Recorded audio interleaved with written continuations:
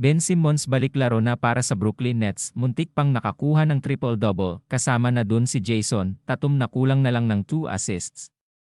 Pagkatapos niyang mag-miss ng halos 3 buwan ng paglaro ng professional basketball dahil sa pinched nerve sa kanyang likod, balik sa laro na ang number 1 overall pick ng 2016 draft na si Ben Simmons. Sa pagbalik niya siya agad ay nagpamalas at muntik na magtala ng triple-double.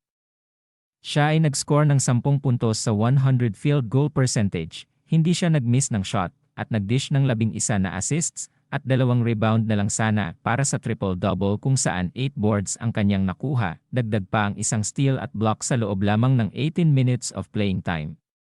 Naglaro lamang ng 6 games si Simmons ngayon season so far. Panoorin natin ang kanyang highlights sa laro. Sa Boston Celtics naman Jason Tatum muntik na rin nakapag-triple-double sa stats na 28 points, 10 rebounds, at 8 rebounds, 2 assist na lang para sa triple-double, may 3 steals at 1 block pa siya para sa panalo kontra sa New Orleans Pelicans, kahit sa absence sa kanilang key big men na sina Kristaps Porzingis dahil sa ankle sprain at si Luke Kornet dahil sa hamstring injury.